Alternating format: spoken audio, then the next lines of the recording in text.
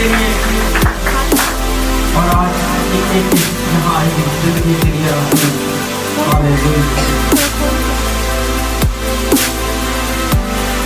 Hallelujah hallelujah hallelujah hallelujah यीशु बंदे के बारे में और खुद परिणाम आप सबकी सलाम खुदा का शुक्र यकीनन हम जितने लोग यहाँ जमा हैं इस ईमान के साथ हम खुदावंद की पाक हजूरी में आए कि खुदावंद हमारा खुदा हमें पुकारता बुलाता वो दरवाजा खटखटाता हम ये कलाम सुनते हैं ये कलाम पढ़ते हैं कि ऐ बोझ के तले दबे हुए लोगों मेरे पास आओ क्योंकि मेरा जुआ मुलायम और मेरा बोझ हल्का। मैं दिल का फरोतर और हलीम असि खाली ना याद रखने कि ओदा बोझ हल्का ओदा जुआ मुलायम वो जी अगली गल वो जिंदगी में नहीं है। वो जिंदगी में फरोतनी को अपने करीब से भी गुजरने नहीं देते। हलीमी हमारे पास आकर खड़ी नहीं होती। हलीमी हमारी जिंदगी से जाहिर नहीं होती। यही वजह कि ना तो हम अपना बोझ उस पर डालते हैं ना उसके बोझ को लेते हैं। अगर यीशु मसीह ने बोझ ना देना होता तो यूं अल्फाज ना बताए कहे जाते फरमाए जाते कि मेरा बोझ हल्का और मेरा जुआ मुलायम। रब्बना ज़ुल जलाल यीशु मसीह का फरमान कि अपना बोझ अपनी फिक्र मुझ पर डाल दो क्योंकि मेरा जुआ मुलायम और मेरा बोझ हल्का। मलाइका कोई वजन नहीं है, कोई कीमत नहीं देनी पड़ेगी, कोई कीमत नहीं देनी पड़ेगी। अब बोझ क्या? जब हम कलाम अक़दस के मुताबिक देखते हैं बोझ एक कोट सम गाते हैं, मुझे अपनी राहों पर चलना सिखा दे यीशु की माने मुझे तू बना दे। तो वो तो फिर फरमाता है कि मैं दिल का हलीम और फरोतर हूँ, मैं ताबेदार हूँ, मैं फरमाबरदार हूँ। सो अब अपने बोझ के लिए दुआ तो कर देते हैं,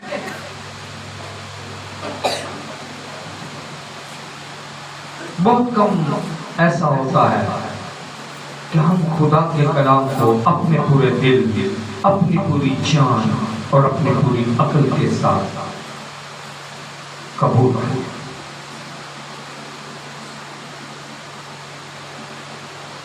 ये आज के मुकद्दसा जो आपके सामने मैंने रखी है, ये हमारा आज का तौक़ नहीं है, लेकिन इत्तेकाद के ऊपर बात है। किसके ऊपर बात है? इत्तेकाद के ऊपर बात है। बेफिक्री इंसान के अंदर तब आती है जब उसे मना मन जिनको उसमें कोई शक वाली गुंजाइश है, जब उसे यकीन हो कि ये काम मैंने भाई मुश्ताक को या सुहेल के सुपुर्द किया है, लिहाजा ये काम अब हो गया। खुदा यीशु मसीह क्या फरमाता है? दुआ में जो कुछ मांगते हो यकीन जान लो कि तुम्हें मिल। एक वक्त था मैं मेडिकली नमूने में काफी हद तक मुखालफत रखता था कि अगर दुआ है तो फिर मेडिकल नहीं है। लेकिन अब मैं इस मामले में यही कहूंगा कि मैं थोड़ा कमजोर पड़ूंगा। जब मैंने ईमान लोगों की मेडिसिन गली में फेंकवाई, 2 गवाहियां मेरे पास जिंदगी में ऐसी हैं, तो खुदा ने भी अपने नाम को चला दिया, खुदा ने भी अपने नाम को चला दिया। इस बात को दोहराने का मकसद मेरा ये नहीं कि मेडिकल की तरफ जाना नहीं है, हो सकता है खुदा आपको उस तरह से। लेकिन एक सवाल करता हूं कि एतमाद में, एतकाद में कमजोरी आई या नहीं? दुआ मैंने की, तू कादे मुतलिक खुदा है, तू शाफी है, तेरे नाम से बीमारियां बदरूहें नेस्त हो जाती हैं, भाग जाती हैं। और फिर पैराडोल एक्सरा दे दो, फर्क पड़ता कि नहीं पड़ता? कलाम के फैसले को जब देखते हैं तो फर्क पड़ता है। इत्माद में, इत्तेकाद में कमजोरी आती है, तभी हमारा ध्यान मेडिसिन की तरफ जाता है। अगर इत्तेमाद में, इत्तेकाद में कमजोरी ना आए तो आप कभी भी नहीं सोचेंगे कि नहीं डॉक्टर को भी जाना चाहिए, कभी भी नहीं सोचेंगे। आए खुदा के जिंदा और मुकद्दस पाक कलाम को देखें। मत्ती रसूल की अंजील, उसका 9वां बाब 28वीं आयत मुकद्दसा से 30वीं आयत मुकद्दसा पढ़े। मत्ती रसूल की अंजील, उसका 9वां बाब 28वीं आयत मुकद्दसा से 30वीं आयत मुकद्दसा। जब वो घर में पहुंचा तो वो अंधे उसके पास आए और यीशु ने उनसे कहा, क्या तुमको इत्तेकाद है? मैं ये कर सकता हूं। अब गौर कीजिएगा इस बात के ऊपर जो मैंने मेडिसिन के ऊपर बात की। क्या तुमको इत्तेकाद है कि मैं ये कर सकता हूं? उन्होंने कहा, उन्होंने उससे कहा, हाँ खुदावंद। क्या कहा? यीशु देख के कह देता या अंदरों ना आके? अंदरों आके। वो किसी हकीम के पास, किसी हिकमत वाले के पास बाग कर नहीं आए, बल्कि जब यीशु का नाम सुना तो वो भीड़ में से, जब इससे 27वीं आयत मुकद्दसा हम पढ़ते हैं 28वीं से पहले, तो लिखा है कि वो भीड़ में से आवाज दे देते, ऐ इब्ने आदम, ऐ इब्ने आदम, हम पर रहम कर। जब वो रास्ते में नहीं रुका और ना ये नहीं आख्या कि ठीक है जाता है जान दे दो।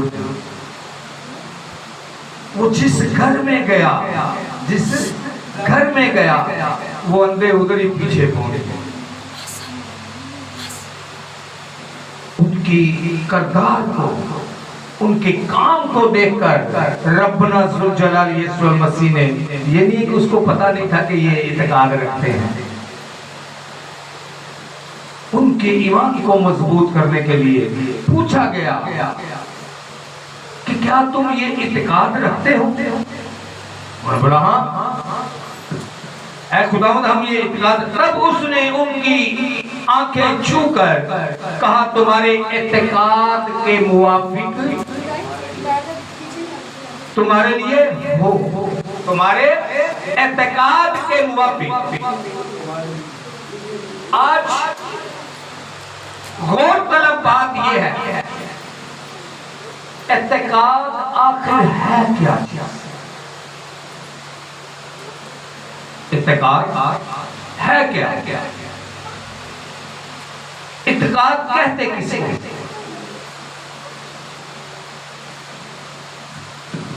इसमें वो जिस तरह अंग्रेजी जुबान के अंदर वो फार्में होती हैं, इसकी भी बहुत सारी फार्में हैं। एतमाद, एतकाद, उम्मीद, भरोसा, ये सब चीजें जब जमा होती हैं तो एतकाद बनता है। रब्बुना ज़ुल जलाल यस्सुल मसीह ने जिस बच्चे को मिर्गी की बीमारी थी तो उसका बाप जब शागिर्दों से दुआ कराने के बाद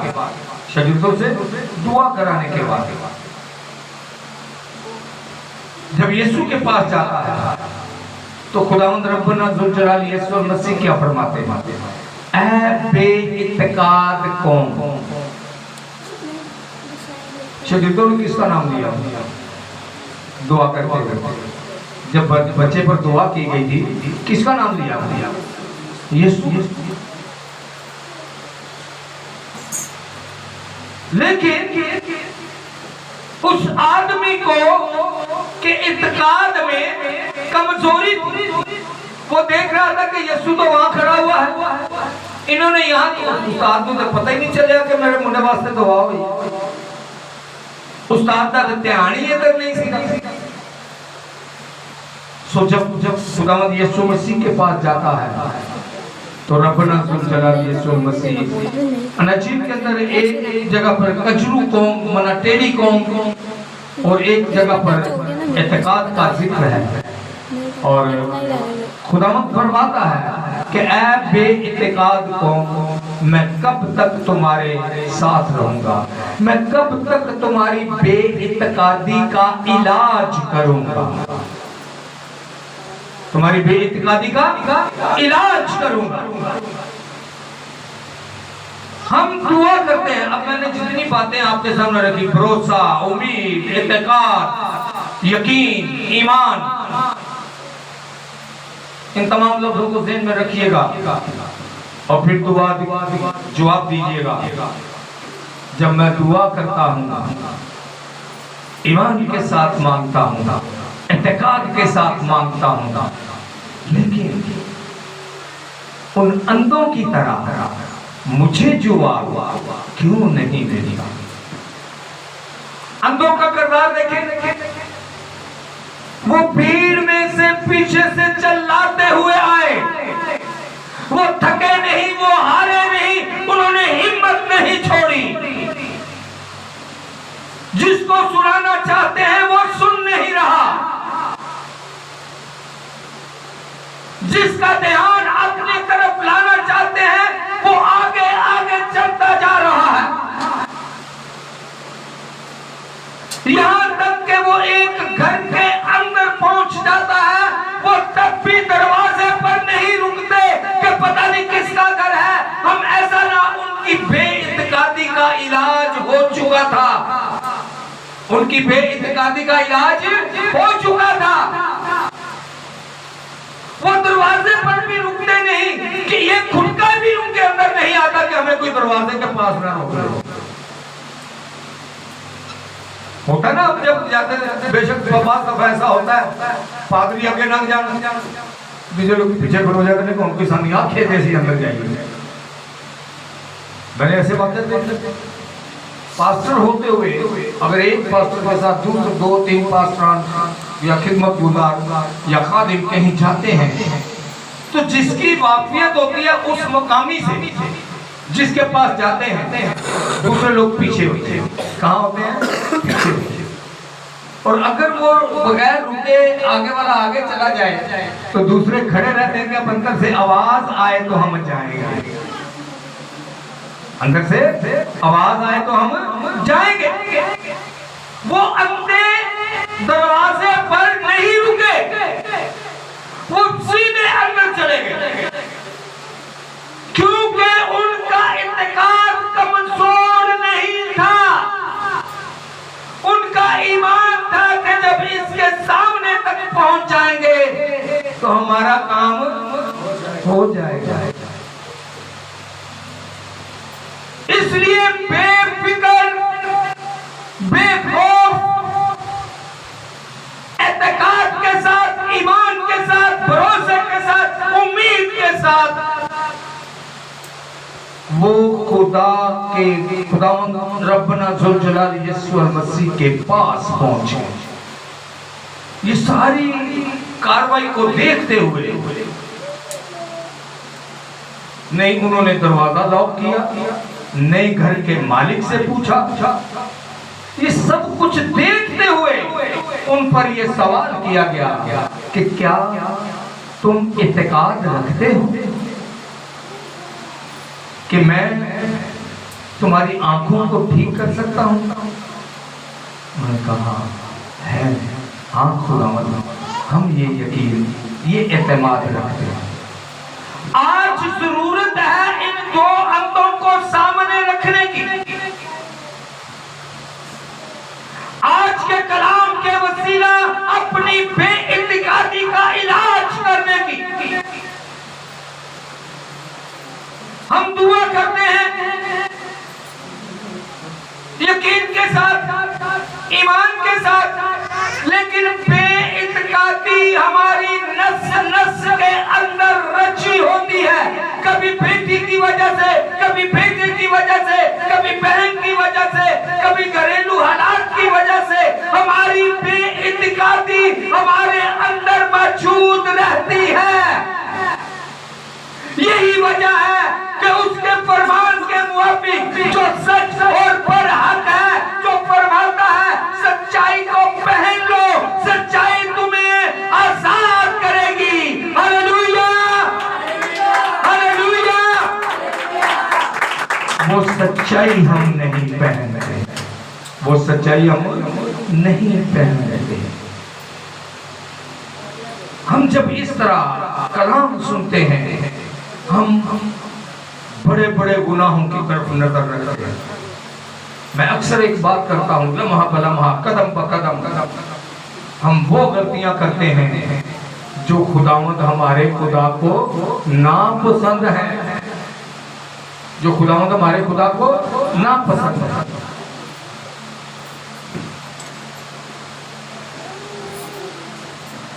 मुझे यकीन है कि आपका माहौल बेशक ऐसा होगा, लेकिन आप मेरे साथ इत्तेकाद में, ईमान में मुत्तफिक होंगे।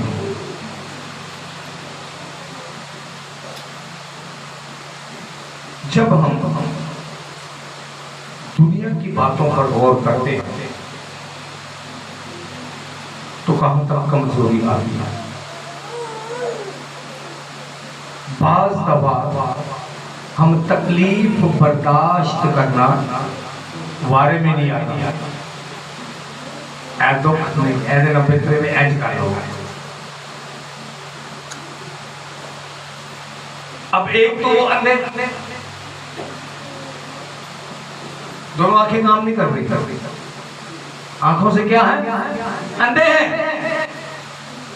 लेकिन इसके बावजूद भीड़ में सोचो जरा, जब भीड़ में वो यीशु के करीब आने की, उसको आवाजें देते हुए, चलते हुए, कितनी बार गिरे होंगे, कितनी बार उनको ठुड्डे लगे होंगे। भीड़ के अंदर कितने लोगों के कंधों की वजह से वो अपना बैलेंस, अपना तवाज़ुन कायम ना रख पाए होंगे। हो सकता है कि नहीं हो सकता?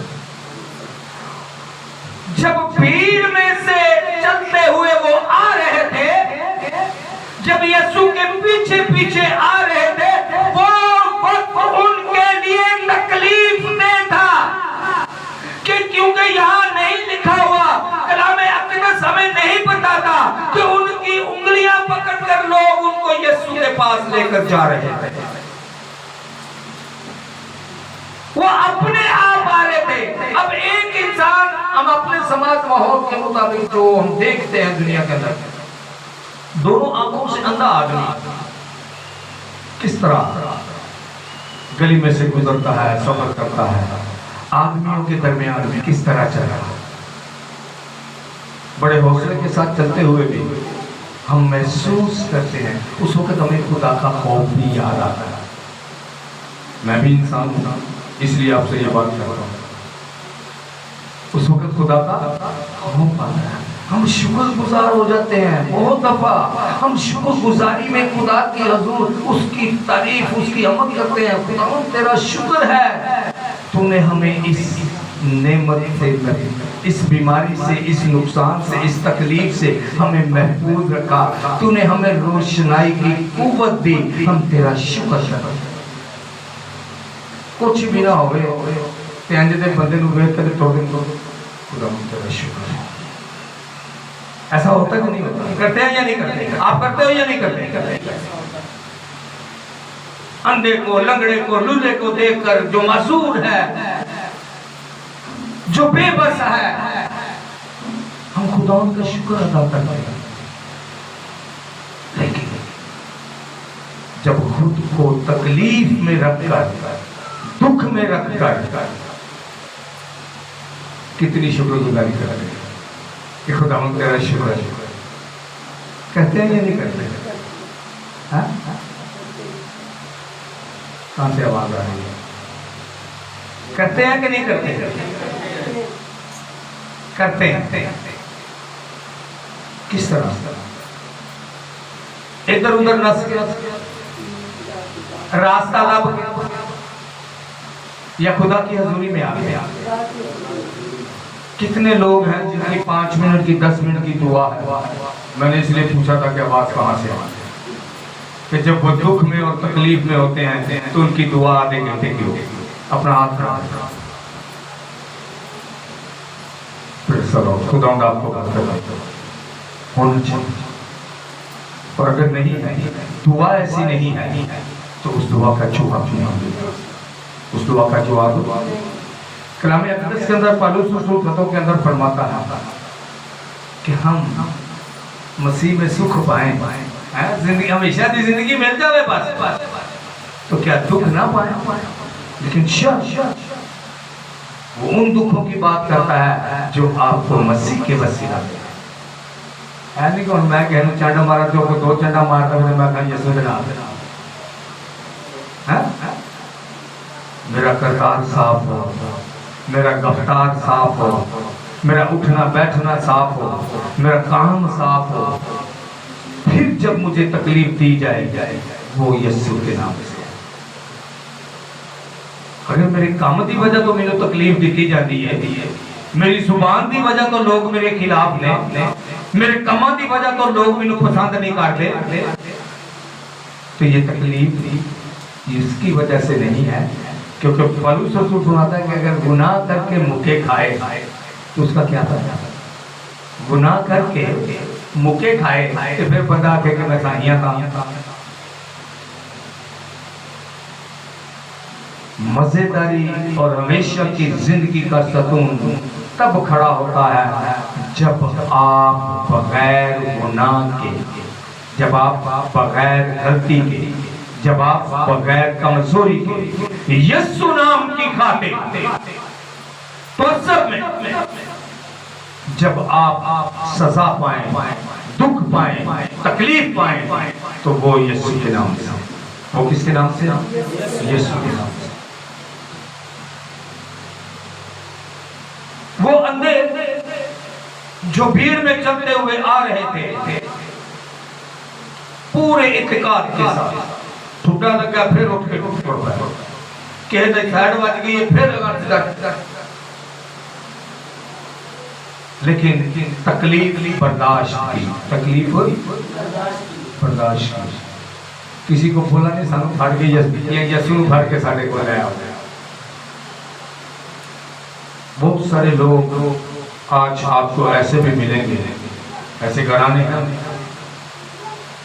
घर पे आप हफ्ते में कुछ नहीं तो हफ्ते में 1 दफा घर पे वो जरूर मांगते हैं, लेकिन जब उनको चर्च का बोला तो फिर उनके पास टाइम नहीं। हमारी कोशिश, हमारा किरदार, यीशु हमारे पास वो भी मुकम्मल नहीं। कलाम अक़दस में लिखा है कि मैं दरवाजे पर खड़ा दरवाजा खटखटाता, जो कोई मेरी आवाज सुनकर दरवाजा खोलेगा मैं उसके साथ अंदर आकर बैठूंगा और खाना भी खाऊंगा।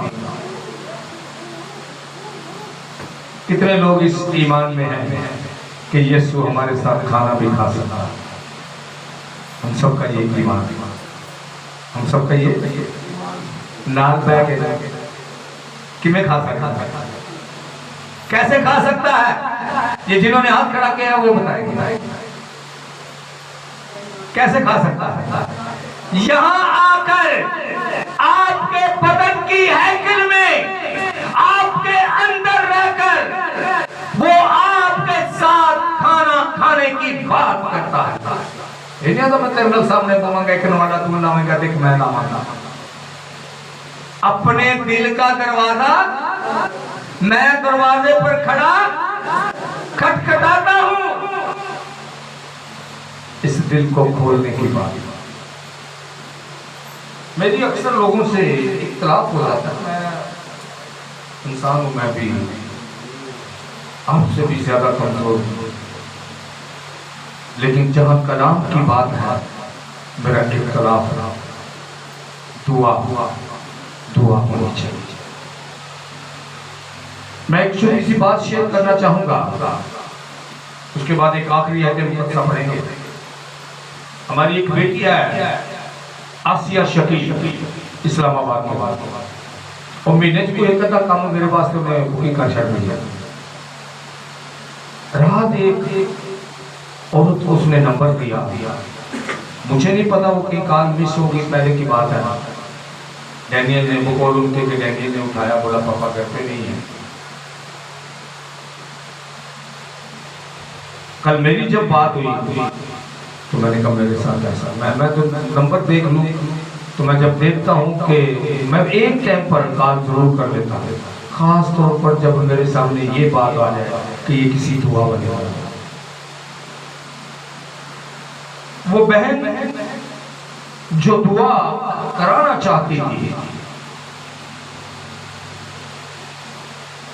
एतकाद इसी के ऊपर बात कर रहा हूँ आपसे।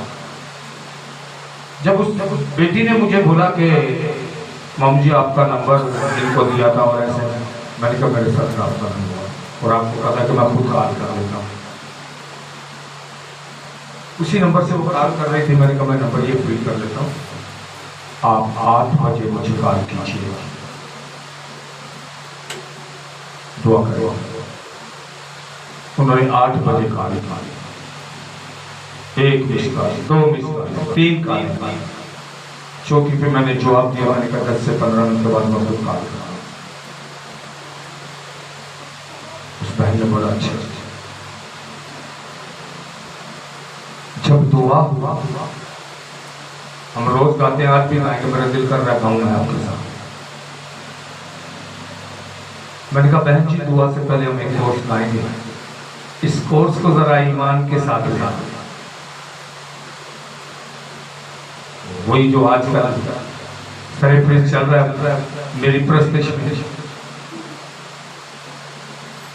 हालेलुया हालेलुया जग सारा पुकारदा।